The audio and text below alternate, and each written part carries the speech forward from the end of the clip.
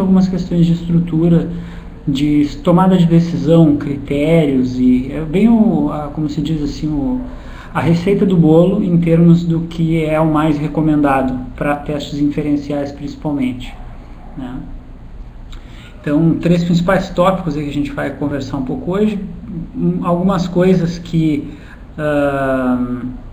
ontem a gente abordou um pouco, né, o desvio padrão, medidas de variabilidade, né, envolvendo variabilidade e dispersão, né, se comentou bastante ontem, muito na relação da relação disso com a proposta ou com o significado da detecção de diferenças ou não, né, a razão ou o pano de fundo do teste inferencial, né. Eu vou comentar um pouquinho ali sobre teste T e teste do Q² no conjunto dos outros testes ali, análise de variância, né, tentando mostrar algumas questões relacionadas e apontar um pouquinho de diferenças de um teste para o outro, as covariâncias e as análises múltiplas, né. Então, tentar também apontar cenários onde esses testes podem ser úteis, né, ou podem nos ajudar a identificar algumas coisas.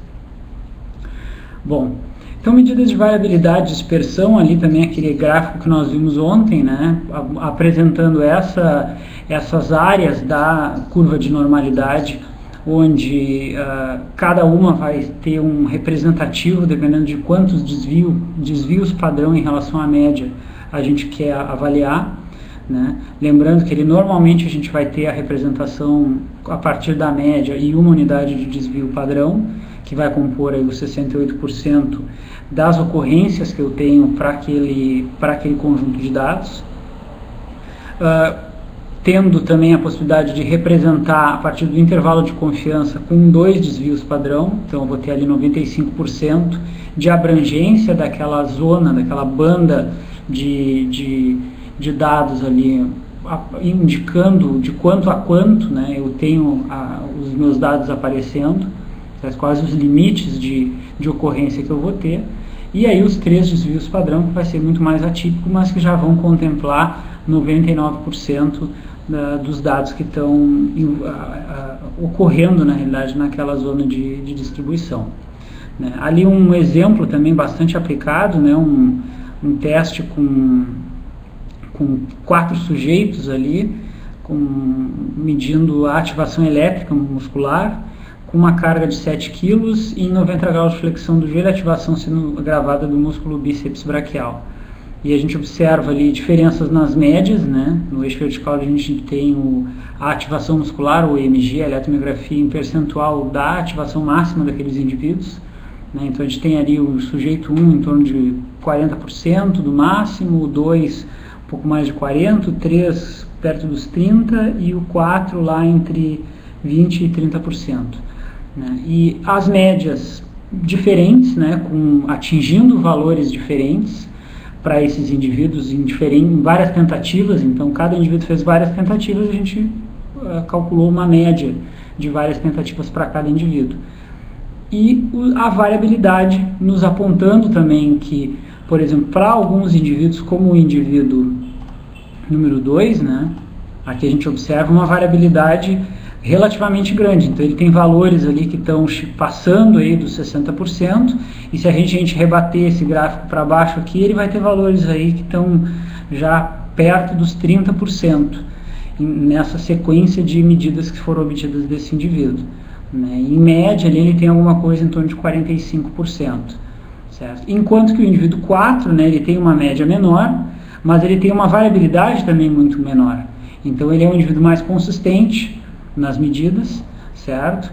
Ele tem uma repetibilidade melhor. Se nós pensarmos em que esse indivíduo, ao invés de ser um indivíduo isolado, que fosse um grupo, né, a gente poderia traçar relações de que essa variabilidade pequena representa uma consistência nas respostas das diferentes amostras daquele grupo, né? Então já nos dá também um indicador de que há uma certa homogeneidade nas respostas daqueles indivíduos, né? Eu não posso dizer esse grupo é homogêneo ou não, mas ele tem uma tendência mais forte a ser quando a variabilidade dele em relação à média for menor,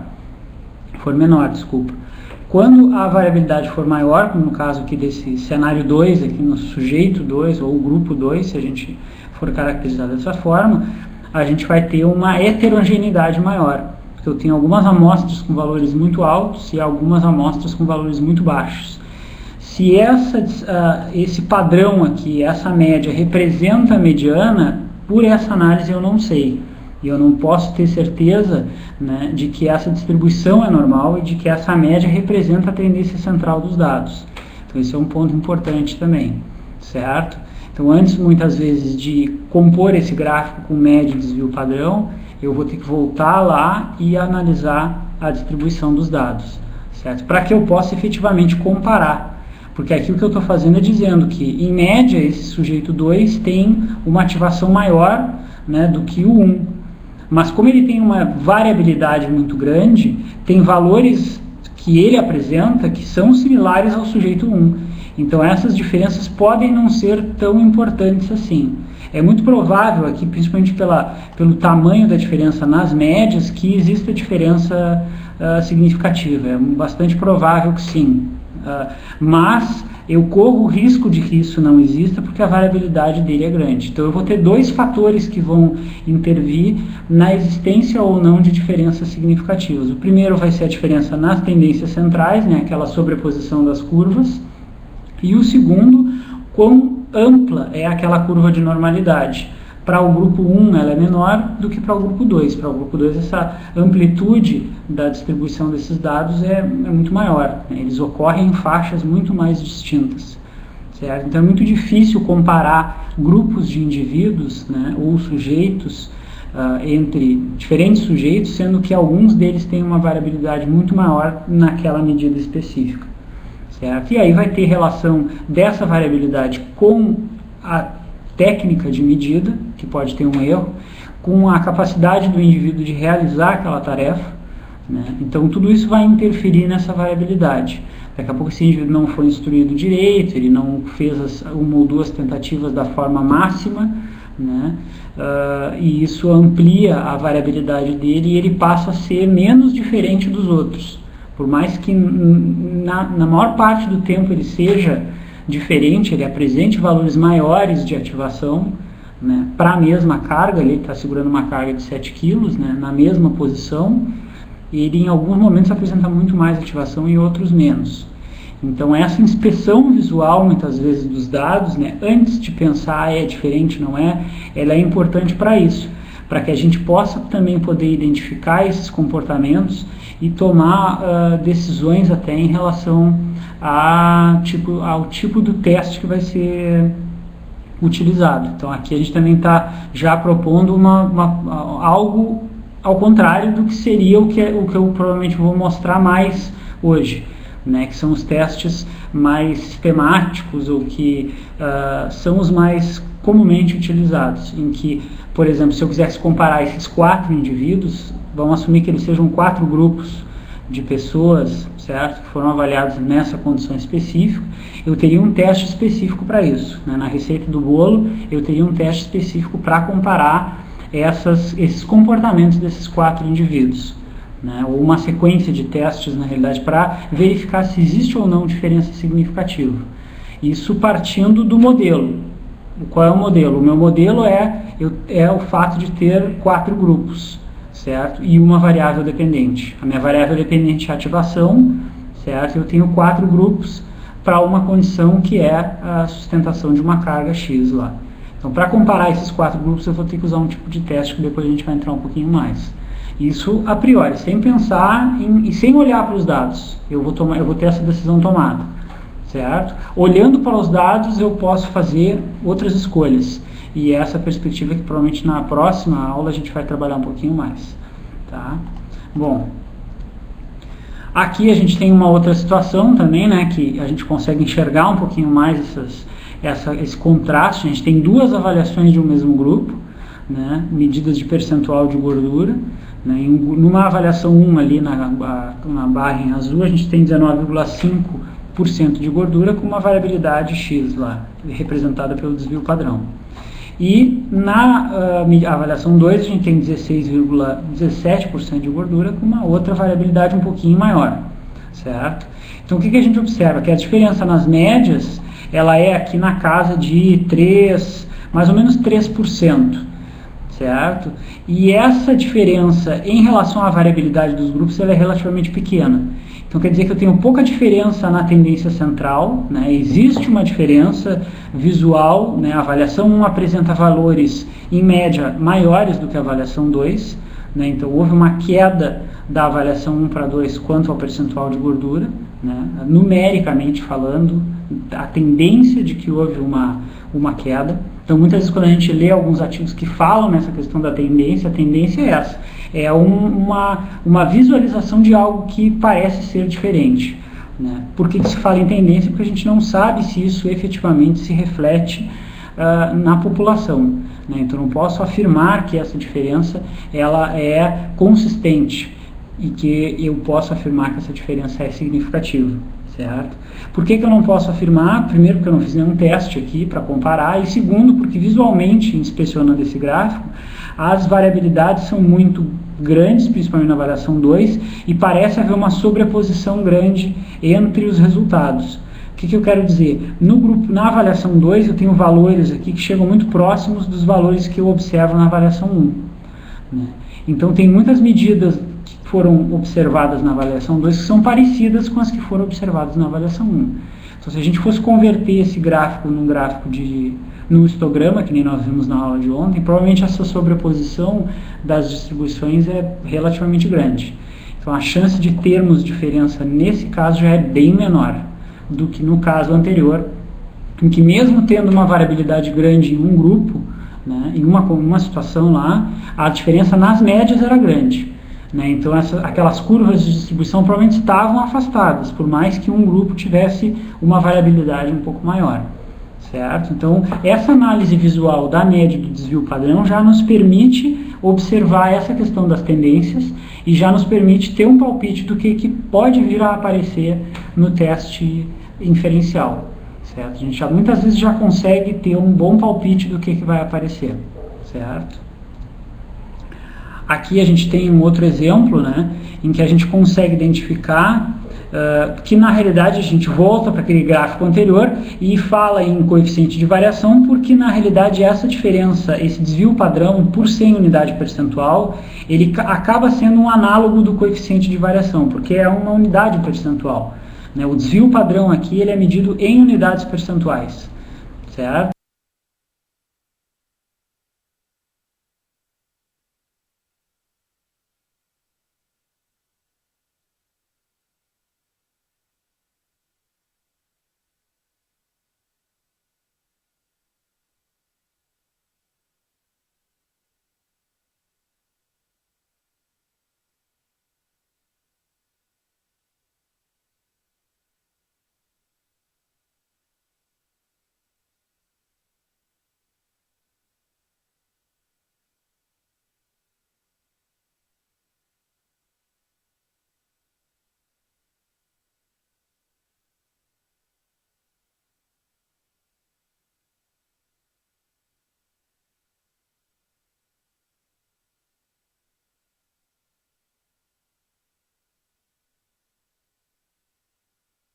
Então, ele acaba tendo um valor muito parecido ou um comportamento, principalmente, muito parecido com o desvio padrão, certo? Aqui porque a gente fez um procedimento de normalização dos dados, né? Então, a gente tem uma medida e a gente transforma essa medida em algo representativo daquele sujeito, certo? É como se eu normalizasse ali o percentual de gordura. O percentual de gordura é uma medida normalizada, né? É a quantidade de gordura percentual à minha massa corporal.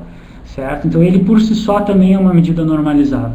Né? Aqui, o sinal eletromiográfico foi normalizado por medidas individuais daqueles indivíduos.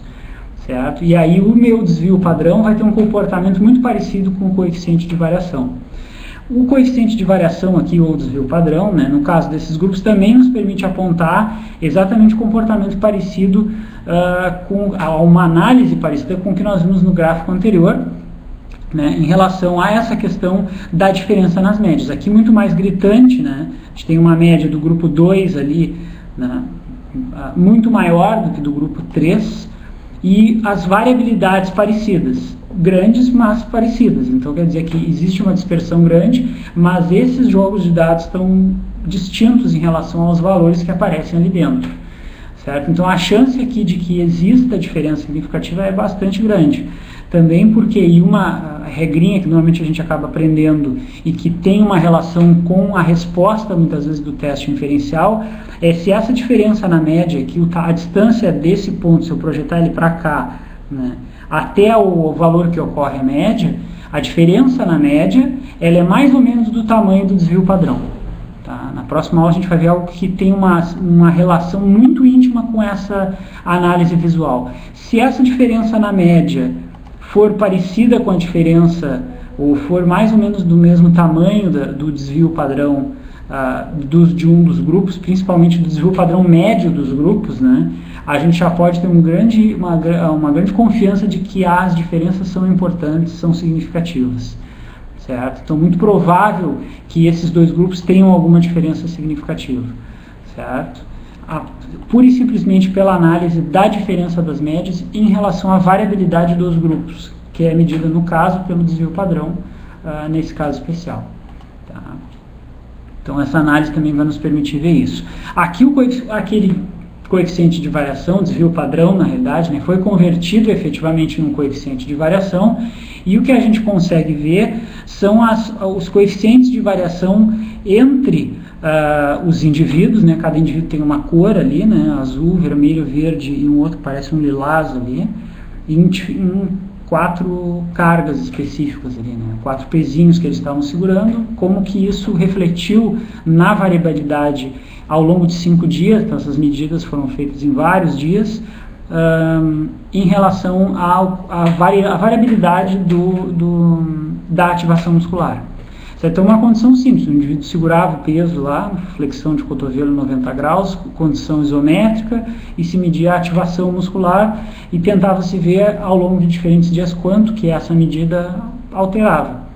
Pura e simplesmente por diferenças na estratégia do sistema neuromuscular em coordenar o uso daqueles músculos para aquela tarefa que era segurar pesos que variavam de 1 até 7 quilos.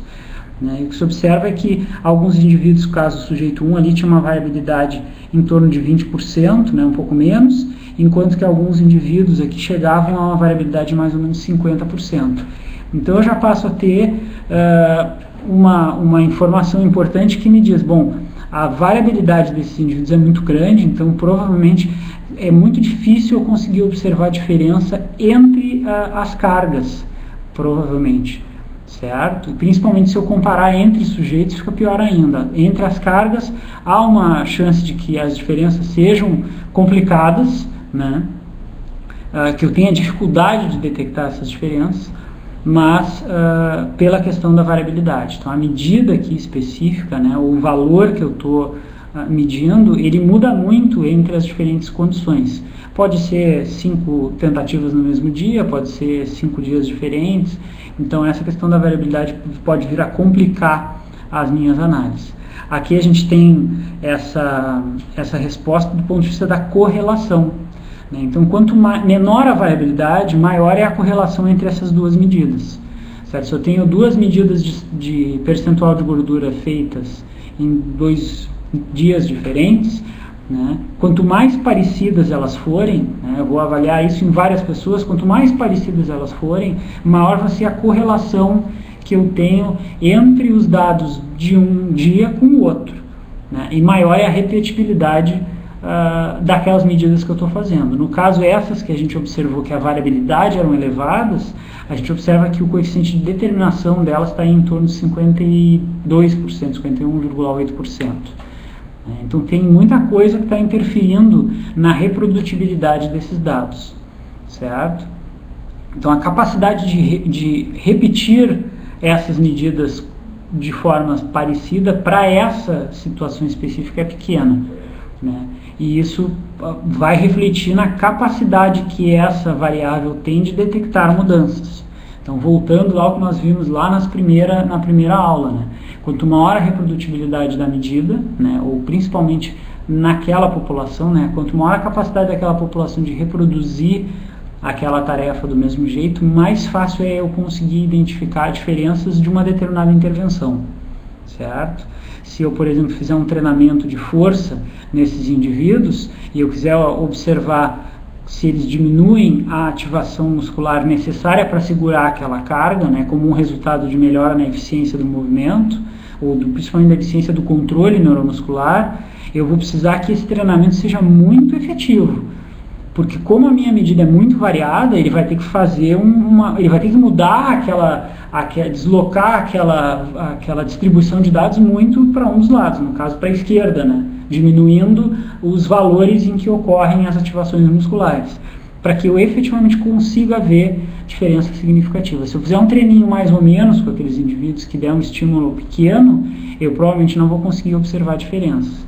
Por mais que eu tenha toda uma explicação, uma justificativa fisiológica, a minha medida não vai conseguir me mostrar isso, certo? E aí também dá para agregar nesse cenário aquele componente que a gente viu nas duas últimas aulas, um pouquinho mais na aula de ontem, né, relacionado com o tamanho da amostra.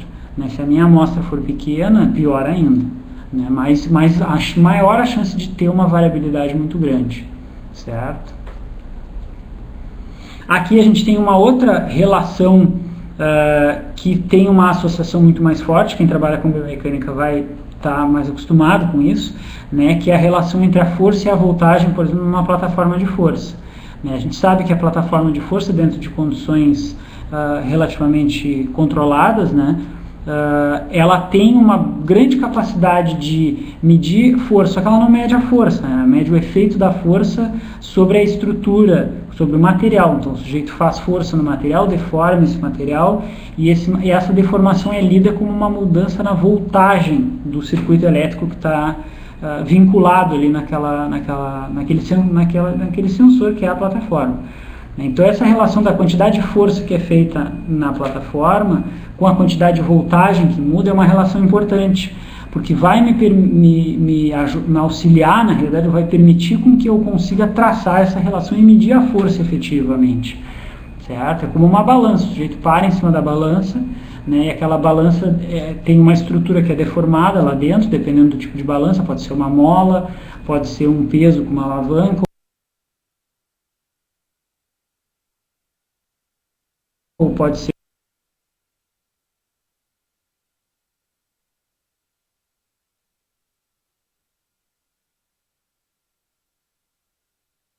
que a balança sinta seja proporcional à massa, né? E que essa relação seja muito forte.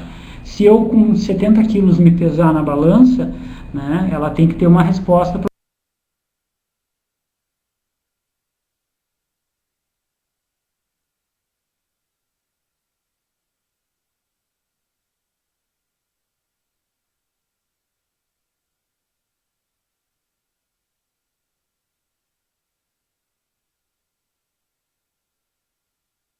proporção. Se ela medir menos ou se deformar menos proporcionalmente, ela está errando, certo? Então ela não está tendo uma boa repetibilidade e a associação entre o efeito físico, que é o peso em cima dela, e a medida vão ser complicadas. Normalmente instrumentos bem calibrados e fidedignos têm uma associação grande. Certo? Então, no caso da plataforma de força, tem essa associação que a gente vê. O R ao quadrado ali é igual a 1. Então, se eu aumentar em 20 quilos ali o peso que está em cima da plataforma, a proporção de mudança na voltagem vai ser na mesma magnitude proporcional. E isso vai me dar uma correlação muito alta. Quer dizer que esse instrumento é extremamente reprodutível. Eu posso colocar qualquer unidade de peso dentro desse espectro de 0 a 120 quilos em cima dessa plataforma e ela vai medir de forma adequada, certo? Então isso é uma medida importante, porque eu vou conseguir detectar mínimas mudanças por exemplo, se eu quiser pesar gramas nessa plataforma, ela vai ter uma sensibilidade boa para poder me dar uma resposta nessa direção, né? Aqui a gente tem uma outra correlação que é interessante também, que nós vimos um pouco na última aula, que é a força de uma perna em relação à outra, né? Então a gente observa ali que existe uma associação, mas com uma certa dispersão, né? Então, enquanto uma perna está fazendo mais força, a outra faz um pouco menos. Mas existe uma associação, um acompanhamento relativamente interessante. Aqui, infelizmente, na época que eu montei essa figura, não calculei o R para a gente poder ter esse número e ver o quanto de associação a gente tem de uma perna, por exemplo, com a outra. Pode variar muito, né? Dependendo da tarefa, dependendo da característica do indivíduo com lesão, provavelmente daqui a pouco não vai ter essa correlação tão grande da medida de força de uma perna com a outra.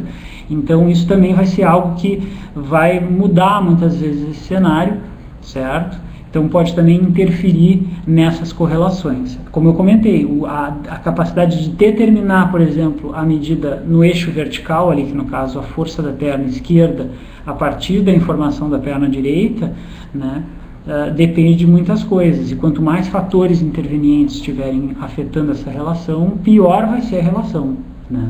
Então também maior vai ser a dispersão dessas medidas na relação com o outro gráfico. Aqui a gente tem, até tinha na sequência, achei que não tivesse calculado, mas tinha ali.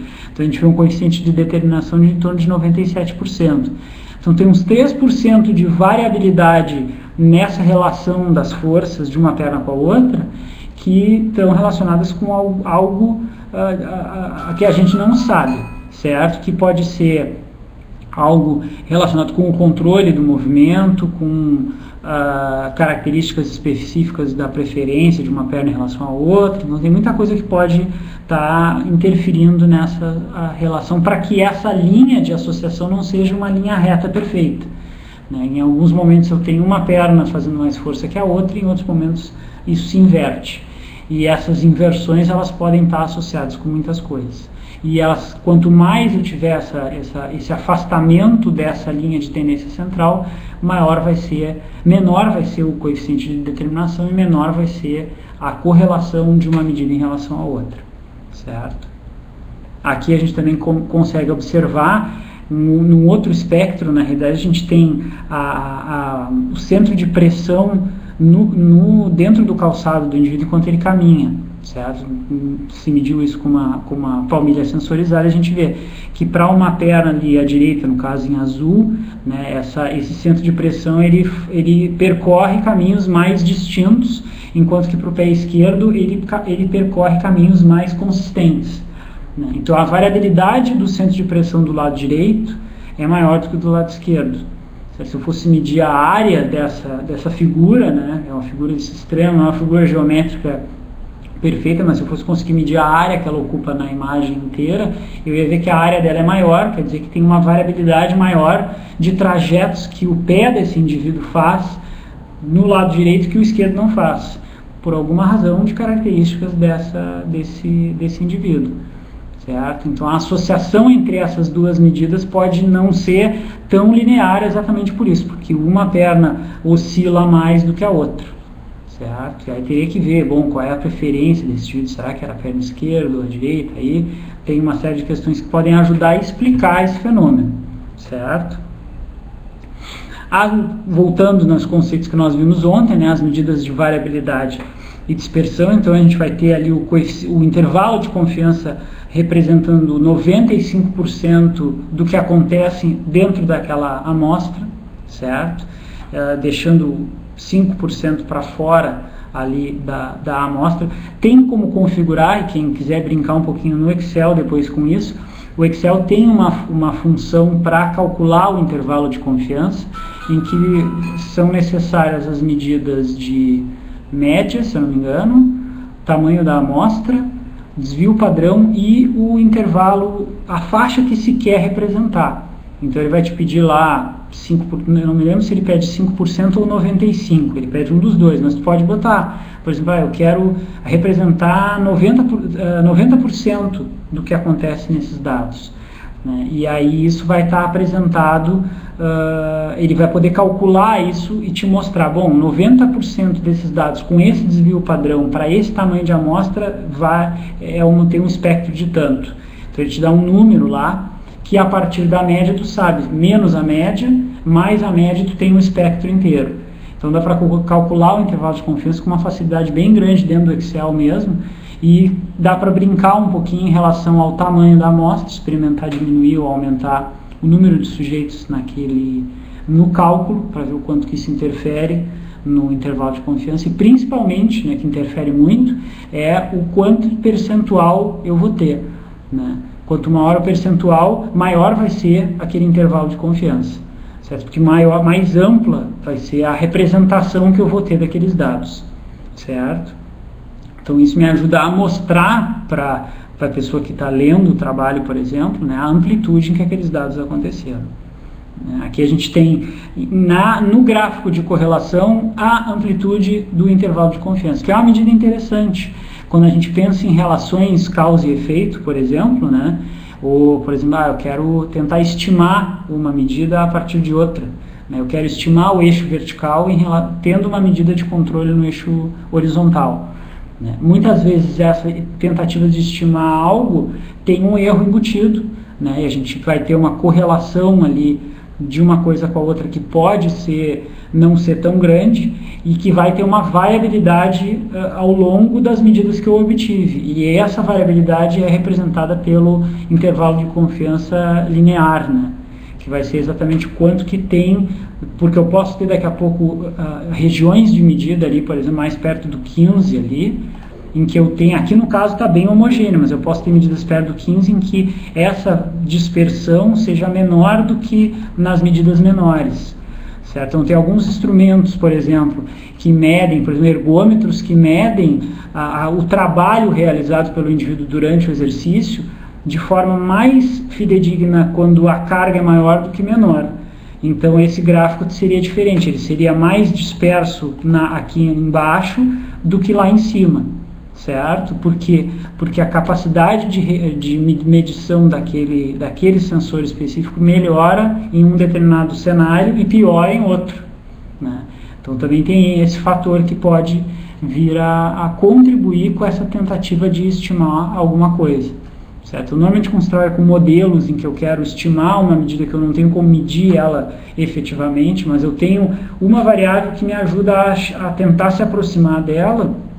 Essa relação linear me ajuda a tentar, como a força na plataforma, certo? A força na plataforma ela tinha relação linear perfeita, certo? Mas eu não sei a força na plataforma, eu sei as alterações elétricas decorrentes da força que é aplicada nela, que tem relação com a deformação que ela sofre. Então eu estou tentando estimar a força que a plataforma efetivamente está sofrendo. Eu não tenho como medir essa força de forma física, né? Eu estou medindo o efeito que ela repercute quanto à característica estrutural do material, né? Então eu estou tentando estimar isso. Quando eu tentar estimar, eu posso vir a ter um erro e representar isso dessa forma para poder mostrar para o leitor o que efetivamente está acontecendo dentro de todo um espectro de avaliações, certo? Aqui os intervalos de confiança que a gente tem, né, para também um gráfico parecido com o que nós vimos ontem, né? Então, condições aqui onde eu tenho uma variabilidade menor, né, eu tenho ali a mediana e os intervalos de confiança, certo? Por que é a mediana? Porque ela não está, na realidade, a mediana, isso, porque ela não está no centro ali da dispersão, né? Eu não tenho valores iguais para a direita e para a esquerda, eu tenho valores que estão mais para um lado do que para o outro. Então eu vou ter condições em que eu tenho uma dispersão maior aqui, por exemplo, né, com 10 avaliações e 10 indivíduos ali compondo o grupo, né, e condições em que eu tenho uma variabilidade menor, né. Então normalmente o tamanho da amostra interfere no intervalo de confiança, né, e o espectro que eu quero representar, né. Se for 99%, a tendência é inflar um pouco mais o intervalo de confiança. Se for um espectro menor, eu vou ter uma dispersão menor, né? Aqui a gente tem uma outra forma de mostrar isso, né? Por exemplo, tenho 6 modelos de máquinas de exercício e cada uma delas oferece uma determinada demanda de torque para os extensores do joelho, por exemplo. Certo? Então o que a gente tem aqui, por exemplo, é uma máquina que oferece dentro de uma amplitude de movimento lá, algo em média de 35 Nm, mas ela chega a oferecer em torno de 70 e em alguns momentos 0. Uma outra máquina, ela tem algo em torno de mais ou menos uns 30 e poucos, 40 ali, né, Newton-metro, mas os extremos dela são diferentes. Ela não passa de 50 e poucos e ela não baixa de mais ou menos 10. Certo? Então me mostra que, em média, essas máquinas oferecem mais ou menos a mesma quantidade de demanda, mas elas oscilam muito em relação à demanda de carga que é imposta para a estrutura muscular. Então isso também é uma mensagem importante, porque daqui a pouco, se eu quero trabalhar com uma faixa mais contida de demanda, com um exercício mais contínuo em relação à demanda de força, né, essa máquina aqui pode ser mais interessante do que essa aqui, que oscila muito, que em alguns momentos chega a ter uma demanda de força negativa, certo? Chega a auxiliar o movimento. Não vou entrar muito nos detalhes do que tem a ver, mas a ideia é mais de, pela análise, a gente conseguir ver condições de dispersão maiores. Né? Se a gente fosse converter esse gráfico naquele gráfico de dispersão, né, a gente poderia ver que as semelhanças entre as tendências centrais existem, né? Os valores de vermelhinhos ali são próximos, né? Mas as similaridades também estão muito associadas com a amplitude que esses dados ocorrem, né? Então eu tenho muita amplitude ocorrendo nessa condição, e os valores que eu observo nessa máquina 4, né, eles são muito parecidos com vários valores que vão aparecer para a máquina 13, para 5, para 6. Então elas vão ter uma similaridade muito grande dentro dessa característica que foi avaliada. Certo? Aqui de novo aquele gráfico que nós vimos ontem, né, da sobreposição das distribuições, mostrando essa condição de sobreposição mesmo, de similaridade dos valores entre dois grupos, certo? E vimos ontem como que a gente efetivamente compara isso do ponto de vista de tentar dissociar, né, o que o teste de significância vai nos dizer, né, exatamente quanto de sobreposição. Depois de um determinado valor de sobreposição, as diferenças passam a não ser importantes ou não ser significativas, né? E à medida que esses valores se afastam, eu passo de um limiar onde essas diferenças são consideradas significativas. Mas o valor do P, lembrando principalmente que nós vimos ontem, o valor do P menor, quanto menor o P não quer dizer que está mais distante. Ele passou do limiar, ele é diferente, ponto final.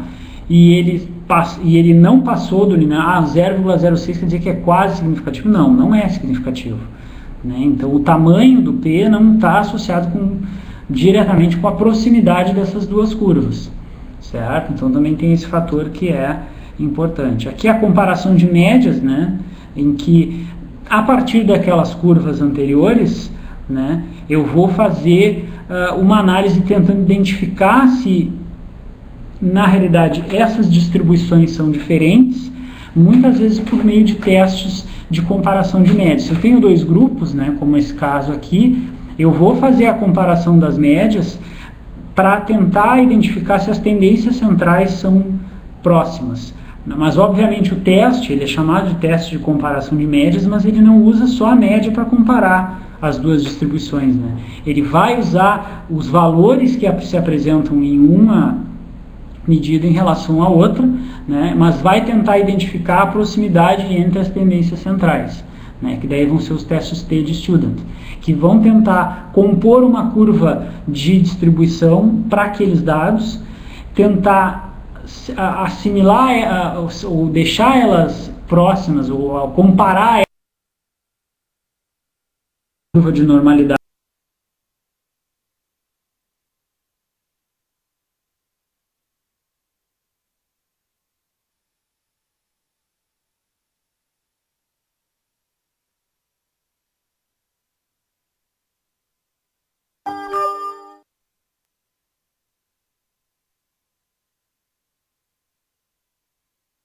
nos dois. A possibilidade de achar o valor de P-alvo, né, no teste independente, ele é maior. Então é mais difícil achar diferença quando a homogeneidade não é confirmada do que quando ela é confirmada. Certo? Então é como se fosse um atenuante ou uma correção naquele valor do T da tabela para que eu consiga enxergar a diferença ou não. Então a sacada está toda aí. né? É um ajuste naquele valor do T para que eu consiga ver diferenças ou não. Então, isso normalmente é um primeiro problema que a gente observa, né? E aqui, óbvio, nos pareados a gente vai ter o teste T, né, como eu acabei comentando, o teste de Wilcoxon, o teste de sinais para amostras que têm uma distribuição não paramétrica, né? Então, fiz o teste lá de Shapiro-Wilk, não deu normalidade na distribuição. Uma alternativa é fazer o teste de Wilcoxon, por exemplo, certo? Há amostras independentes, eu vou ter ali o teste T, né, e o teste da soma dos rankings de Wilcoxon, né, que na realidade acaba sendo basicamente o mesmo tipo de teste, porque o princípio do teste paramétrico vai ser esse, vai ser ranquear, né, reordenar a sequência de dados em ordem crescente, né, e nos dois grupos, e tentar ver o quanto que eles se assemelham em relação às médias, né. Ele também vai ter a proximidade, o teste vai tentar identificar quão próxima estão essas médias, ou na realidade a mediana, né, porque como ele faz o ranking, ele busca a mediana e vê quão parecidas são as duas medianas. Se ela chegar numa proximidade X, as diferenças não são significativas. Se ela se afastar um pouco, elas são significativas. Mas o pessoal que não defende o uso dos testes paramétricos diz que quando tu reordena a sequência de dados, tu perde a característica natural de distribuição deles. Então, teoricamente, tu manipula um pouco aqueles dados de uma forma que tu perca a resposta original que tu teria com eles. Então, essa é uma das críticas que acaba se fazendo. Bom, para 2 ou mais grupos, né, aí a gente entra nas análises de variância. Depois eu vou entrar um pouquinho mais, mas são exatamente um teste que me permite comparar os 2, 3, 4, sei lá, 5 grupos ao mesmo tempo. Pode ser um grupo de sujeitos medido várias vezes. Então tem lá análise de variância para medidas repetidas, por exemplo. Então quer dizer que eu tenho aquele grupo, né, teoricamente ele é pareado, né, por isso que são medidas repetidas, ele deveria estar pareado, ele deveria ter homogeneidade de variâncias em todas as medidas, e ele é comparado ao longo com ele mesmo.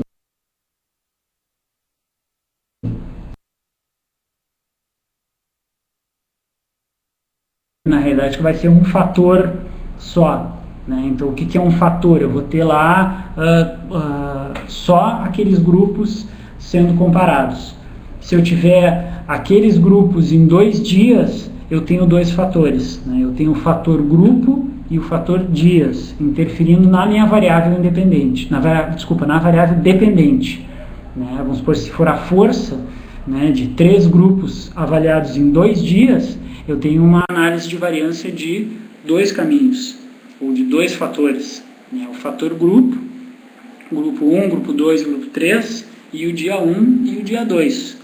São 2 fatores, certo? Então essa escolha que muitas vezes vai determinar. A lógica do teste toda vai ser mais ou menos essa, tentar olhar essas variâncias, né, essas distribuições todas em conjunto, né, ver se a soma dessas variâncias apresenta alguma diferença em relação ao composto dessas variâncias, apresenta alguma diferença em relação à tabela da ANOVA, né, a tabela F. Então, assim como tem a tabela T para o teste T, também tem uma tabela F para a ANOVA, que é uma tabela também baseada na curva de normalidade, né, e tentando exatamente identificar essas diferenças, mais baseada na questão da variância do que na questão da tendência central. Por isso que o teste T é um teste de comparação de médias e o teste da ANOVA é um teste de comparação de variâncias propriamente dita. No caso de testes não paramétricos, eu vou ter um teste que é o Kruskal-Wallis, que é o equivalente da ANOVA para medidas não paramétricas, com distribuição fora da normalidade, né? Então vai me permitir comparar mais de um grupo. O trabalhoso, muitas vezes também, o ponto negativo dos testes não paramétricos, é que eles me permitem, no caso ali, eu ter que fazer várias avaliações, medir vários testes subsequentes, porque ele não me permite fazer composições mais complexas, como muitas vezes os testes paramétricos permitem. Eu posso fazer uma ANOVA de 3 fatores, né? Eu posso ter lá o fator grupo, o fator dias e o fator ingesta de cafeína, por exemplo. Então eu tenho 3 fatores, né? E eu posso combinar todas essas variâncias e verificar qual das variâncias que interfere mais nos dados. É a variância vinda do uso da cafeína, da diferença entre os grupos ou do dia que o cara faz o teste. Então, a ANOVA de mais de um fator, ela dá essa possibilidade de eu poder identificar de onde que vem o principal efeito que eu tenho na variável dependente. Por isso muitas vezes chama de análise fatorial, né? Qual é o fator que está intervindo mais naqueles dados? É o fator cafeína, é o fator dia de avaliação ou é o fator grupo? Né? Pode ser o fator grupo. Né? Os grupos são diferentes. Né? E aí depois eu vou ter que tentar desdobrar isso aí, como a gente diz, né? Para tentar, mas eles são diferentes no dia 1 ou no 2, tomando ou não tomando cafeína. Né? E aí o teste vai ter desdobramentos depois para que eu consiga distinguir onde que estão as diferenças. Eu posso ter as interações também, que eu vou ter daqui a pouco o grupo 1 sendo diferente do 2 no dia 2 tomando cafeína. Então eu vou ter interações entre as condições. O grupo 1 ele só é diferente do 2 no dia 2 tomando cafeína, enquanto que o grupo 2 é diferente do 1 no dia 1 não tomando cafeína. Então eu posso ter essas relações entre os fatores, determinando essas diferenças nas variáveis na variável dependente. Então a gente está partindo do princípio que a gente tem uma variável só sendo medida, certo? Na análise de variância, só tem uma coisa sendo medida e testada por vez. É só a força como variável dependente sendo afetada por esse cenário, né? Fator grupo, fator força e fator cafeína, por exemplo, certo? Aí os dados categóricos também, né? A gente vai ter lá, por exemplo, duas categorias com um teste Z, né, para uma proporção, ou o teste dos sinais. Para dois grupos ou mais a gente vai ter o Q quadrado, né? Então também a comparação de dois grupos categoricamente, né? E o teste de Q quadrado também funcionando ou sendo aplicado para mais de dois grupos, certo?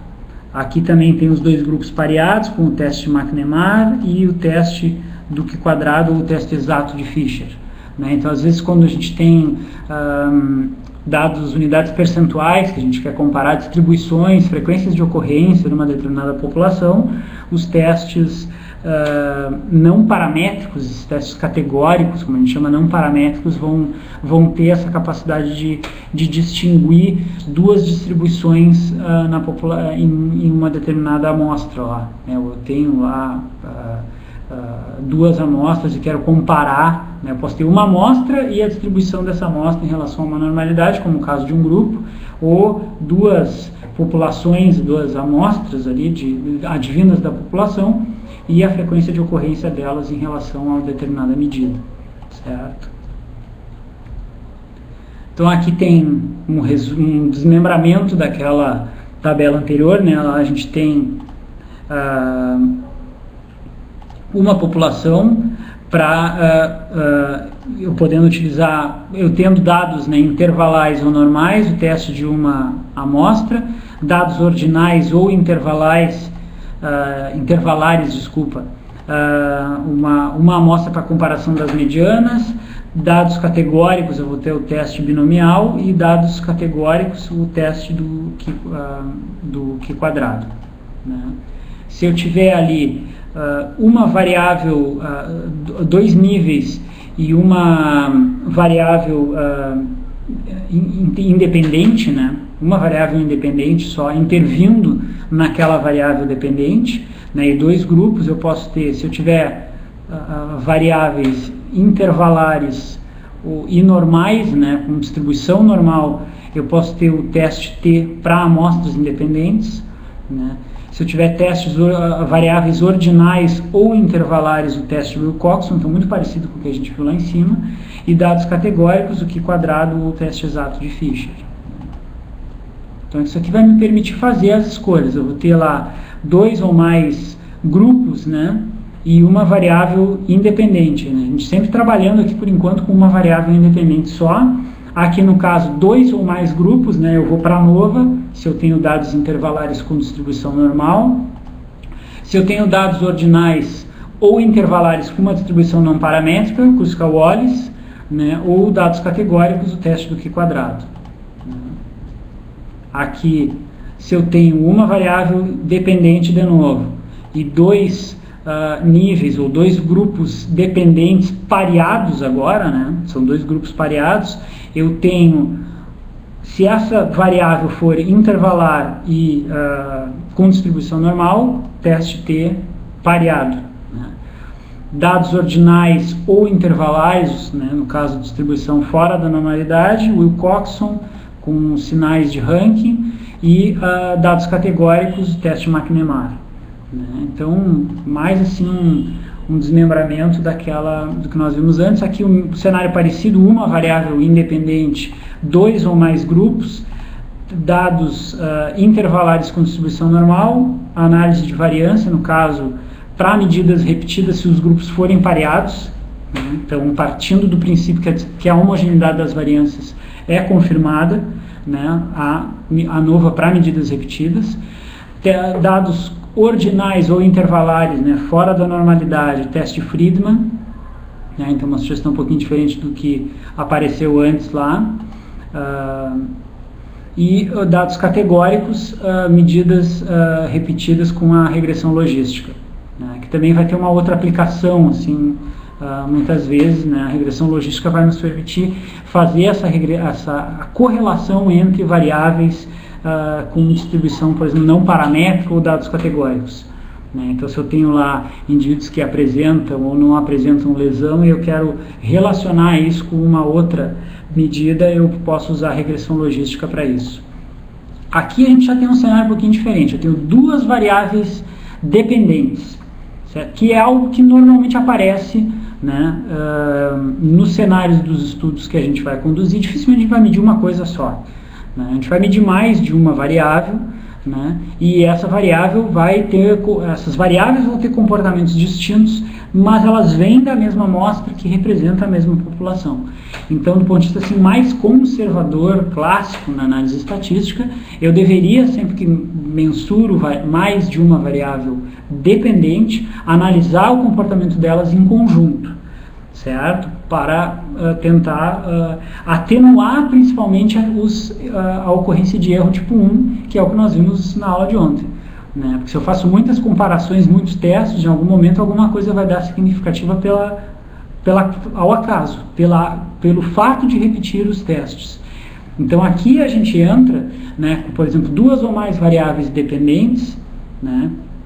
Se eu tenho amostras independentes, né, com dois grupos, eu vou ter, e elas apresentam normalidade, aqui eu vou aparecer com análise de múltipla de variância, ou a MANOVA. Né? Então, o que a MANOVA vai ter de diferença da ANOVA? A MANOVA vai me permitir incluir mais de uma variável dependente. Então, eu posso pegar todas as variáveis que eu medi, toco tudo dentro do mesmo pacote e faço o teste para ver qual daquelas variáveis, primeiro se existe algum efeito na realidade, por exemplo, eu quero comparar a força, a pressão arterial, a frequência cardíaca em dois ou mais grupos de indivíduos, né, submetidos a um treinamento de força, por exemplo, certo? Eu quero comparar esses grupos em uma condição só, mas para todas essas variáveis dependentes ao mesmo tempo. E ver primeiro se existe diferença desses grupos para alguma delas. Não me interessa ver qual delas inicialmente. A MANOVA só vai me dizer, existe ou não existe diferença. Esse é o ponto que a MANOVA ela vai dar esse ponto de corte. Se ela disser que há diferença, aí eu vou precisar fazer uma ANOVA para cada um dos testes para tentar identificar qual dessas variáveis dependentes apresenta diferença entre os grupos. Certo? Então aí que entra a ANOVA fatiando essas análises. Mas eu não testo as ANOVAs se a minha MANOVA inicial não tiver apresentado diferença. Então, por exemplo, o que eu faço? O que seria o ideal de fazer? Fazer a MANOVA, não deu diferença, não faço mais testes. Acabou, não tem diferença entre aqueles grupos. Né? Mas será que uma vai bom? Mas no conjunto da obra não tem diferença. E esse é o ponto que normalmente tem se criticado também, não só a MANOVA como a própria ANOVA também, que é esse agrupamento das variâncias ele não te permite identificar respostas específicas. Daqui a pouco pode ser importante verificar se na força isoladamente houve diferença. Por mais que tu tenha medido outras coisas, né, e que tu corra o risco de cair no erro tipo 1 e mostrar uma significância que pode não ser, ela pode ser clinicamente relevante. Se tu tem subsídios para dizer, não, é importante para mim avaliar a força, comparar a força entre os grupos, então faz a ANOVA, né? Ou faz outros tipos de testes que não só a ANOVA, mas faz o teste específico para variável que foi feito. Então aí tem uma questão de escolha, muitas vezes que os autores acabam tendo que fazer, né? Se for seguir o caminho mais tradicional, né? Ou se for seguir a receita do bolo, tem que fazer a ANOVA sempre que tiver mais de uma na realidade, né? Duas ou mais variáveis dependentes sendo medidas para a mesma amostra. Certo? A maioria dos estudos não apresentam isso, o pessoal não segue a cartilha, digamos, né? Exatamente um pouco também por esse fator, porque acabam em alguns cenários deixando diferenças que poderiam ser clinicamente importantes, embebidas ali em outras distribuições que não tem nada a ver com a história, né? Então eu tenho lá 4 variáveis dependentes e uma delas apresenta uma resposta maior do efeito de um determinado treinamento e não aparece porque as outras 3 não sofreram efeito nenhum. Mas como eu coloquei elas todas no mesmo pacote de múltipla análise de variância, aquilo lá se misturou e se perdeu. Então essa é a crítica ao uso da ANOVA, certo? Para 2 ou mais grupos ali dependentes também, ou principalmente para a questão de determinação, né, se usa a regressão linear múltipla multivariada. Então aqui já tem uma aplicação um pouco diferente, né, que vai ser a tentativa de tentar verificar o efeito de várias variáveis independentes em uma dependente. Certo? Eu quero saber o desempenho na corrida de 100 metros rasos, depende do quê? Aí eu medi várias coisas em vários indivíduos e vou tentar determinar por meio de uma regressão múltipla. Então é como se fosse um teste de correlação, só que com mais de 2 variáveis. Eu tenho uma dependente, que é o desempenho, mas eu tenho várias variáveis independentes, várias variáveis que podem ajudar a explicar o desempenho.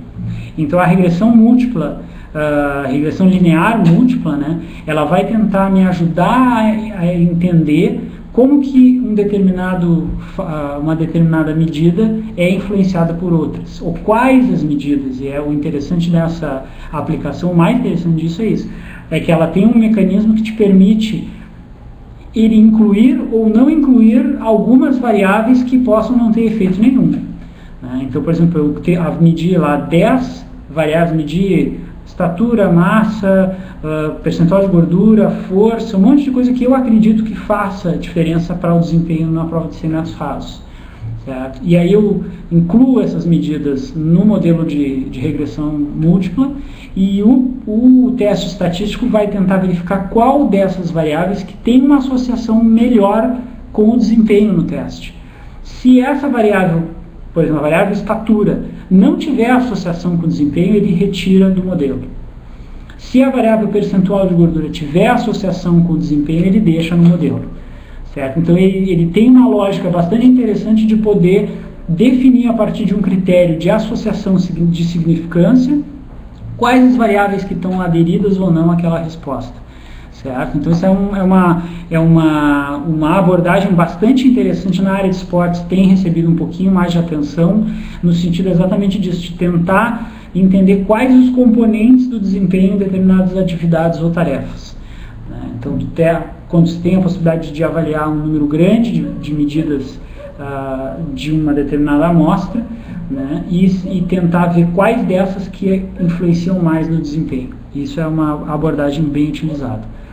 A questão das covariâncias, né, vai ser algo que na maioria dos casos vai acontecer e que também muitas vezes a gente deixa para trás, partindo do princípio que ou a gente não controlou, ou a gente controlou e não sabe muito bem o que fazer. E na realidade a covariância, aqui tem um exemplo, eu quero ver numa população que tem a ocorrência de uma determinada doença, né, quais as associações entre o gênero dessa população, se homens ou mulheres têm mais ou menos chance de ter a determinada doença, ou o hábito de fumar, por exemplo, certo? Então, a relação dessas três pode afetar de forma interveniente a capacidade de detectar a doença, certo? Então, por exemplo, se eu vou testar lá o efeito de um determinado treinamento para o salto vertical, né, e eu vejo que indivíduos que têm um percentual de gordura maior na minha amostra têm uma dificuldade maior de progredir no treinamento, eu tenho a variável percentual de gordura como um fator interveniente, certo? E ela vai ser uma covariante na altura do salto. Certo? A minha variável independente, que é o treinamento, que é o que eu estou manipulando, eu quero que essa variável independente interfira de forma direta na dependente, que é a altura do salto, e exclusivamente sem nenhuma interferência. Agora eu já sei que tem um fator que vai complicar essa relação entre as duas, que é o percentual de gordura. E aí o percentual de gordura é uma covariante. Então essa covariante ela pode ter uma associação com a variável dependente, que é a altura do salto. E eu tenho como avaliar isso no modelo estatístico. Deixa eu ver se eu coloquei aqui. Não. Mas ali tem um exemplo de percentual de gordura também, que acaba sendo interessante. Eu tenho como incluir no modelo estatístico, seja na ANOVA ou na MANOVA, seja na análise de variância ou na análise múltipla de variância, eu tenho como incluir covariantes, que são medidas que eu acredito que possam ter associação, né, ou que podem interferir na variável dependente. E eu incluindo ali, o modelo estatístico me permite avaliar o quanto de associação existe e se essa associação é significativa ou não. E me permite, lá no final do teste, tentar estimar o quanto de efeito eu tenho da variável independente sobre a dependente sem o efeito da covariante. Então ele tenta estimar mais ou menos, poxa, se esse percentual de gordura não atrapalhasse a altura do salto, nesses indivíduos que estão sendo treinados, qual seria a resposta? Né? Então ele nos permite fazer essa estimativa, né, a partir dessa medida da covariante que eu dou para ele. Então é uma estratégia bem interessante, porque nos permite mostrar que nós fomos cautelosos em cercar as medidas que possam interferir na nossa variável dependente. Então é uma estratégia bastante elegante de mostrar um estudo relativamente controlado, porque por mais que tem coisas que a gente consiga controlar, tem muitas que não tem muito o que fazer. Né? E mesmo essas que eu não tenho como controlar e posso medir, eu consigo depois estimar o efeito delas sobre o meu resultado final. E isso é um cenário interessante, porque tu consegue mostrar, ó, essa variável pode afetar naquela situação. Tem uma aplicação prática importante e tem uma aplicação direta na questão do resultado que está se mostrando, porque é o resultado que vai ter e vai ser mais robusto, certo? Porque de uma forma eu vou conseguir estimar um pouco quanto que aquele efeito real da variável independente está interferindo na medida que me interessa avaliar, certo? O percentual de gordura aqui no caso, né, por exemplo, ele pode, em alguns cenários, né, ter uma associação com o peso, né, ou o peso vai ter uma associação com o percentual de gordura. Agora, nessa relação entre as duas, a gente vai ter um coeficiente de determinação de perto de 40%. Então a gente já consegue pensar, né, de forma bastante óbvia, né, que existem outras coisas que interferem aqui, se a gente invertesse o gráfico, né, que interferem, por exemplo, no peso, que não é só o percentual de gordura. Né? Então vai ter a massa muscular, vai ter a massa óssea. Então esses outros fatores que diminuem a associação de uma medida com a outra são covariantes, são fatores que intervêm nessa relação entre as duas. Né? Então essa covariante, se eu conseguisse montar nesse cenário desse gráfico um modelo medindo essas outras condições, eu poderia medir quanto de efeito eu tenho. Por exemplo, eu submeti esses indivíduos a um programa de redução de peso lá por restrição calórica, né, e eu quero ver o quanto que eles perdem de peso e de percentual de gordura, e eu vejo que eles perdem daqui a pouco menos peso do que eu gostaria pelo percentual de gordura. Aí eu vou ver, poxa, um foi fazer musculação, ganhou massa muscular, entende? Então, fatores intervenientes que possam estar afetando o resultado final. Ali, por exemplo, estatura e peso, né? São relações também que não são diretas, porque a gente vai ter o percentual de gordura interferindo no peso, certo? Então, tem todas essas questões que vão ser covariantes na capacidade de determinar algo a partir de uma medida inicial, né? A ANOVA e a MANOVA, né, como eu tinha comentado, ali a gente tem a inclusão de múltiplas variáveis dependentes. Então ali tem o exemplo das distribuições sendo avaliadas em conjunto, né? Então quanto de sobreposição eu tenho média, digamos assim, né, entre essas distribuições, né? E a ANOVA simples, né, quando a diferença, ela permite exatamente identificar entre as populações quando as diferenças são reais ou não, né? Então, exatamente mostrando essas múltiplas variáveis dependentes, como que elas se relacionam também dentro de uma determinada resposta de uma população. Então, são testes que vão ter esse sequenciamento, né, e vão nos dar esse balizamento inicial. Então, naquela sequência, tenho muitas variáveis dependentes, né, eu vou ter uma MANOVA, depois vou seguir para ANOVAs, tentando desmembrar isso em análises para cada variável dependente, principalmente quando eu tiver mais de 2 grupos sendo comparados, né? E algo que a gente vai comentar na próxima aula, né? O que eu faço depois quando eu acho, por exemplo, entre 3 grupos diferenças para uma variável dependente, né? Eu sei que os grupos A, B e C diferem quanto à força, certo? Submetidos a um treinamento específico. Tá, mas eles diferem, mas quem é diferente de quem, né? Então aí é que a gente vai entrar depois no teste de post-hoc, que se chama na realidade, né, que é a comparação posterior à verificação de que as variâncias são diferentes entre os grupos.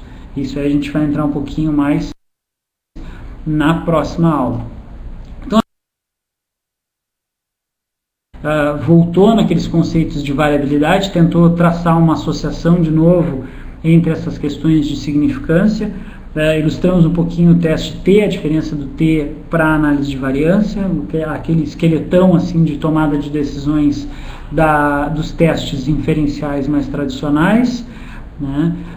Obviamente cada um daqueles testes tem uma lógica por trás, matemática, então já se criou um modelo mais ou menos para que a priori eu já possa definir. Eu nem olhei os dados e eu já tenho ali o que se aplica melhor ao meu caso, né? Não interessa se a média difere ou não, se o desvio padrão é maior ou menor, partindo do princípio que as etapas iniciais de avaliação de normalidade e homogeneidade das variâncias foram feitas, que são aquelas inspeções iniciais descritivas dos dados, como se diz, na exploração das características dos dados foi feita, o que eu preciso fazer depois para comparar o que me interessa comparar, né? Então aí eu vou ter cada teste tendo uma aplicação um pouco melhor do que a outra, né?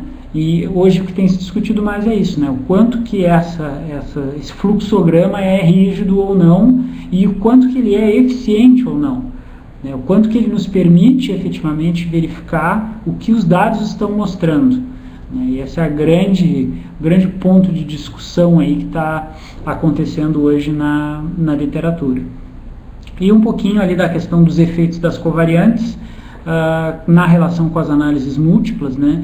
E aí, pessoal, é o que eu acredito que seja o mais importante, ou o mais benéfico, né, para realmente entender o que isso implica nos resultados, é testar. Pegar um jogo de dados lá o mais completo possível, montar ele no pacote estatístico e a partir dele tentar testar condições onde tu consiga comparar resultados, quando tu faz a MANOVA, quando tu faz a ANOVA, quando tu faz o teste paramétrico, não paramétrico. Hoje não precisa ter medo, muitas vezes a gente entra no pacote estatístico com medo, se eu fizer o teste errado, o que vai dar? Não, a gente tem que testar as respostas dos testes para aprender o que dá de diferença quando a gente tem um cenário que a gente sabe mais ou menos o que a gente faz aquela inspeção, vê mais ou menos como é que são as diferenças, né, testa a normalidade, testa a homogeneidade das variâncias e passa a poder aprender um pouco com as respostas de cada teste.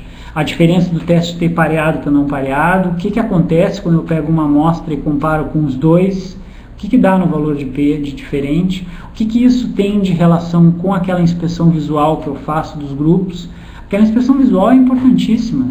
A gente às vezes tem medo de tentar ser o mais puritano possível, achando que aquilo ali é pecado quase, fazer uma inspeção visual e tentar a partir dali já ter um palpite do que vai se determinar em termos de diferença, né? O ponto-chave muitas vezes é essa diferença ela é significativa, tá, mas para que me serve isso? Né? Para que eu vou usar isso? Eu tenho uma diferença lá de 1% e ela é significativa, tá? Porra, 1% quer dizer o quê, né? Então esse ponto é que é importante para que se possa exatamente determinar essa associação da inferência com a prática clínica, esportiva, sei lá, com a aplicação que aquele estudo vai nos permitir, certo? E esse é o grande parâmetro que muitas vezes o teste vai nos ajudar, mas não vai resolver o problema para a gente, né? A gente vai ter que tomar essa decisão muitas vezes, certo, pessoal? Então fico aberto aí para dúvidas. Quem tiver alguma dúvida a gente pode voltar lá em algum slide específico. O pessoal ainda está bastante tímido, né? A esperança é que eles estejam lá ainda, Bini. Pois acho que agora é a hora. Quando a aula é boa, o aluno não sai da sala. Tô aqui. Vamos ver, pelo menos ali o pessoal não logou, não caiu, né? Não caiu, né? Bom, pessoal, a gente tem um tempo para perguntas para o Bini aí. Acho que hoje já foi uma aula mais direcionada às análises, né? Então é uma coisa que talvez muitos de vocês estivessem esperando e estejam com dúvidas ainda dos seus projetos. Então temos um tempo aí para quem quiser fazer algumas perguntas.